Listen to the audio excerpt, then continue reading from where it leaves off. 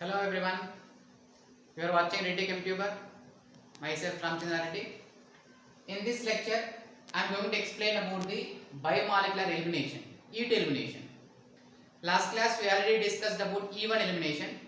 You can watch that video. I will mention that link into my description box. You can watch that, and after that you can continue this biomolecular elimination. Biomolecular elimination, the rate of this reaction depends on both alkyl halide and base. So already I explained about what is elimination, how it proceeds, everything. Here particularly I explain about E2 elimination. Okay. In this, rate depends on both concentration of alkyl halide and base. That's why the overall order it can be written as second order kinetics. It is a second order reaction, same like SN2. SN2 also it is a second order, E2 also second order. But difference between SN2 E2, where we have taken the nucleophile, here we have taken the base. Base is it can abstract one beta, abstract one proton from beta carbon, right? Now this reaction can be taken under strong base. Under strong base, this type of E2 elimination can be taken with a strong base like methoxide ion, ethoxide ion, okay, sodium methoxide, potassium methoxide, KOH. Okay, these are strong nucleophiles. These strong bases. Some strong nucleophiles also strong bases. So this type of strong bases are used in E2 elimination. This E2 elimination, we take simple example. This will one molecule if I observe H, and this is X. I will take here it is a Br. Here we have one hydrogen. This is one hydrogen. This is one hydrogen. This is one alkyl halide substrate. This is a substrate. It is a alkyl bromide. If I take the strong base, it is a strong base. B minus stands for here a base. This strong base abstract one proton. This is alpha and this is beta. From beta carbon, abstraction of one proton takes place. It can remove one proton from the beta position. After removing the proton, it can form a transition state. That transition state is from base to hydrogen. It can form one transition state.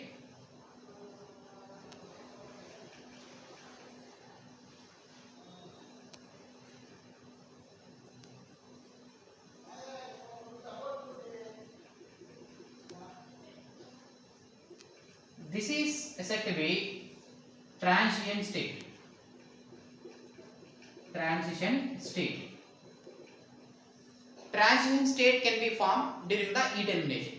Same like in SN2 mechanism, this is also a single step mechanism.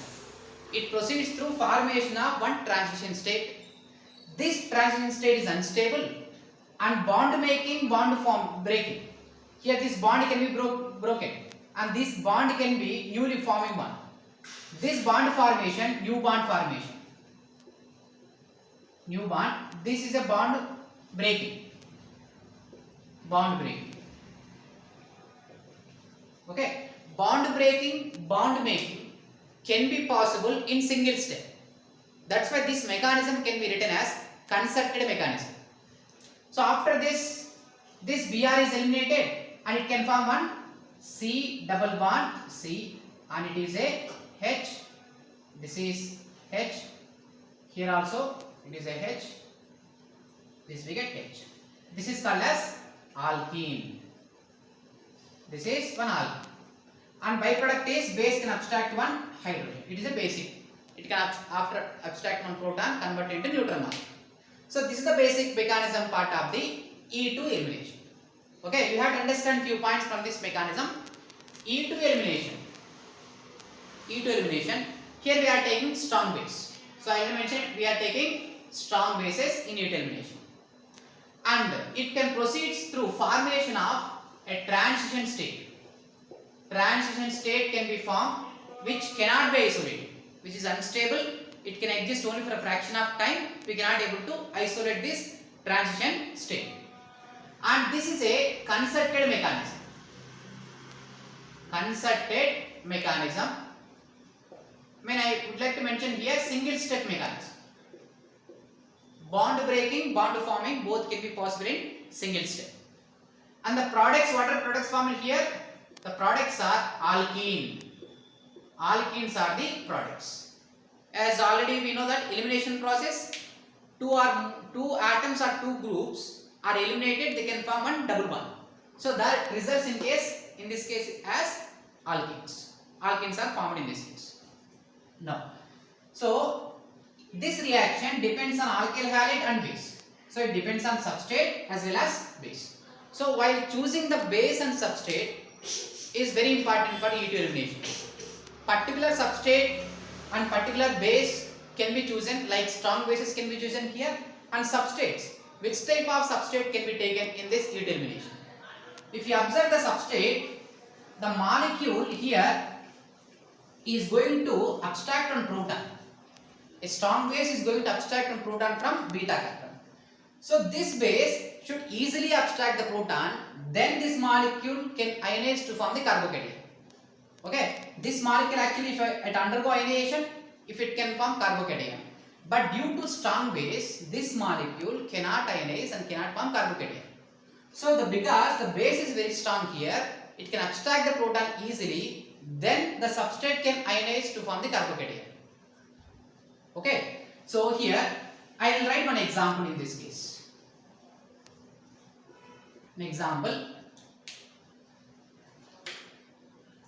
If I take the one point first, let me explain about this E2 elimination. The substrate must be poor SN2 substrates. Poor SN2 substrates under strong base. Under strong base, it can undergo E2 elimination. E2 elimination. The point is very clear. Poor SN2 substrates. Which are poor SN2 substrates? Tertiary alkyl halide. Tertiary alkyl halide never undergo by SN2 mechanism, and hindered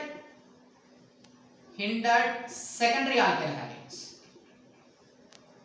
Okay, tertiary alkyl halides and hindered secondary alkyl halide mean which are bulkier. That type of alkyl halide can be taken under the strong base. If I take tertiary alkyl halide and hindered secondary alkyl halide, and in presence of strong base, we get only E2 elimination.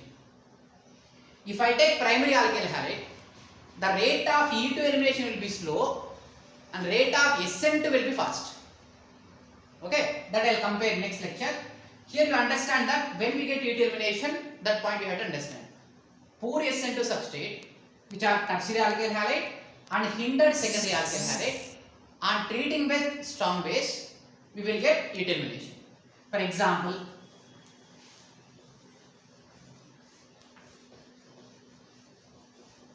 I will take one molecule CH3, CH3, CH3Br, tertiary butyl bromide. When I take tertiary butyl bromide on reaction with sodium methoxide, this is tertiary alkyl halide. Tertiary alkyl halides never undergo by SN2 mechanism because of highly hindering synthesis. It is a bulkier molecule.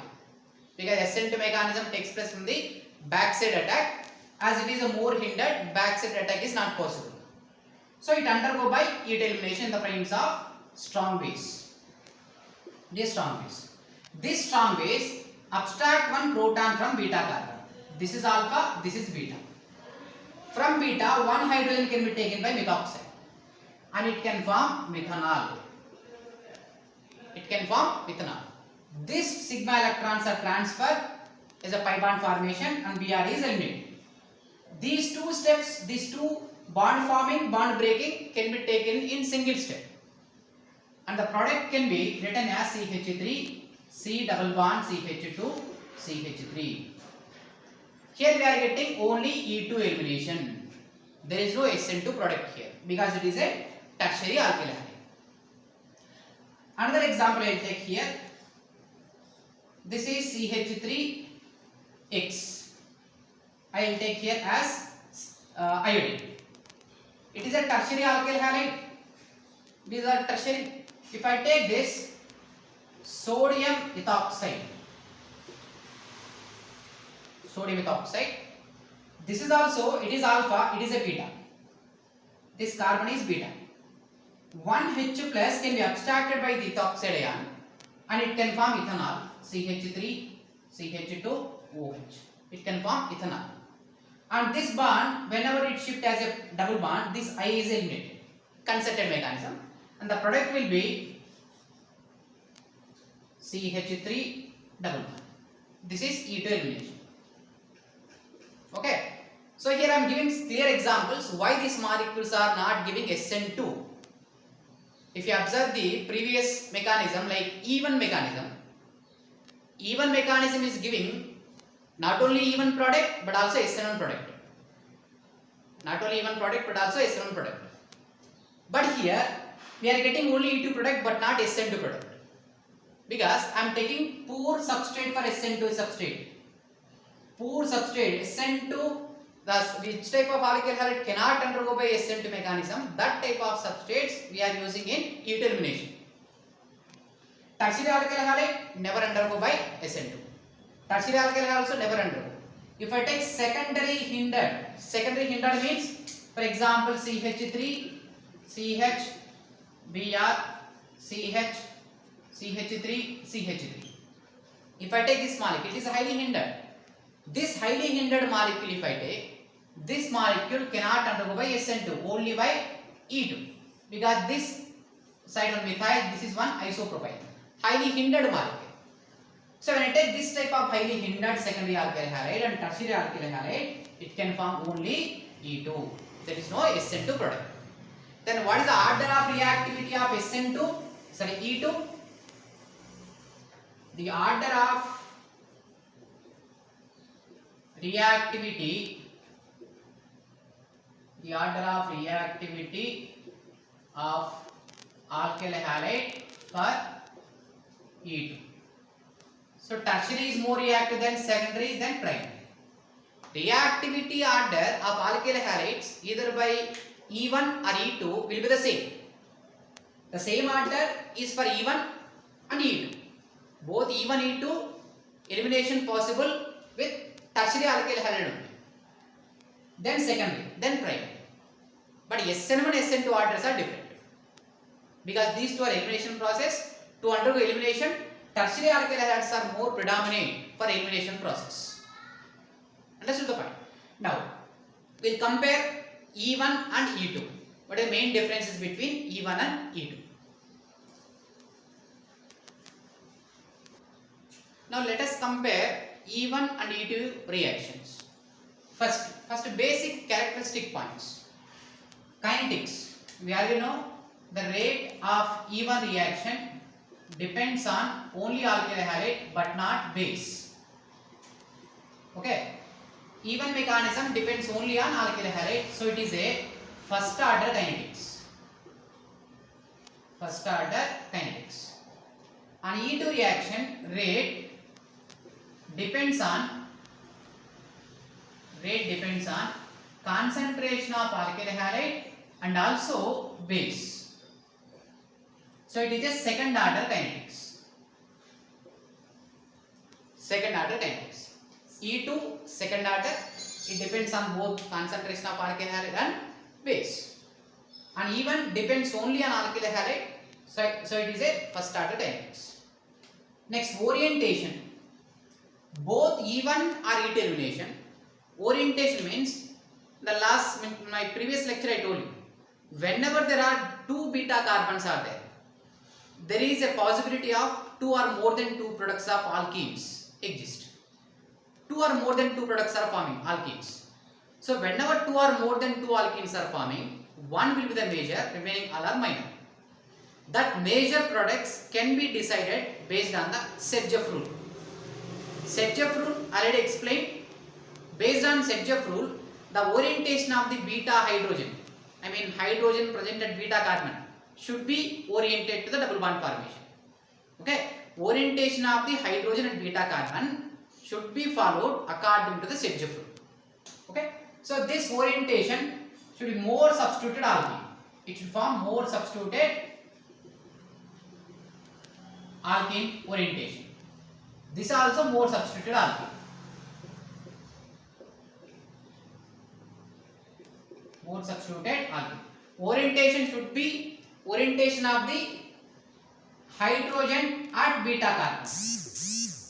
Which type of hydrogen should be oriented to the double bond formation? That should be followed both the cases according to Sedgwick rule. Okay, according to Sedgwick rule we have to follow, right? Next, mechanism. Mechanism of E1 is multiple steps. Multiple steps. Whereas E2 is a single step. That's why E2 reaction can be said to be concerted mechanism. E1, it can form the carbocation. It can form carbocation, whereas here no carbocation. No carbocation is forming because E2 reaction is a single step mechanism. It is a more than one step. 2-3 steps can be possible because first step is formation of carbocation. Based on the stability of carbocation, it undergo rearrangement also. Whenever the carbocations are forming, there is a possibility of rearrangements, right? So rearrangements are common in E1, mean possible, whereas in E2 impossible. Why there is impossible in rearrangement of E2? Because there is no formation of carbocation. And promoting factors. Substrate, which type of substrate should be taken? Tertiary, secondary, primary. Here also tertiary, secondary, primary. There is no difference between E1 and E2 about substrate. Because in both the cases, elimination should be more when you take the tertiary alkyl halide. Tertiary alkyl halide due to hindrance, due to bulkiness, tertiary alkyl halide can undergo more easily towards elimination process, which depends on the factors again, that is base, solvent, okay, depending on so many conditions. Base, which type of substrate base can be taken here? In E1, weak base. I mean solvent itself acts as a base. Solvent itself means good ionizing solvent should be taken. Ionizing solvents. Okay, good ionizing solvents mean polar protic solvents. I will mention here polar protic solvents. Polar protic solvents, which are good ionizable solvents, they can ionize the substrate into carbocation in E1 mechanism.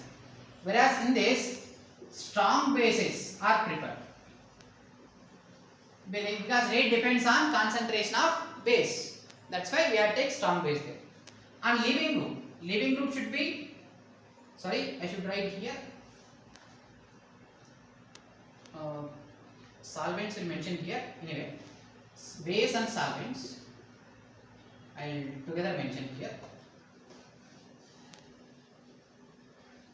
Leaving group I will write last. Okay, here polar aprotic solvents. Polar aprotic solvents. Aprotic solvents are taken. Okay, so base, nucleophile both I mentioned in this point only. Base, weak base, strong base. Solvent, good ionizable solvents in polar aprotic solvent. Here polar aprotic solvents are taken in E2 elimination. Leaving group. And even both the process, leaving group should be good leaving group. When leaving group is eliminated, then only we get the easily eliminated products, I mean alkene formation. So in both the cases, good leaving group is preferred. Here also good leaving group should be taken. Leaving group was very important. Leaving group, whenever it is a good leaving group, the process will be very fast. It can easily form the alkene. So this is a basic comparison, characteristic comparison points and promoting factors which can affect E1 and E2. Okay, E1 E2 reactions are very simple, only you have to observe some conditions. Okay, so thanks for watching. If you like this video, please click the like button and share to your friends. To get this kind of videos in my channel, please subscribe to my channel. Thank you.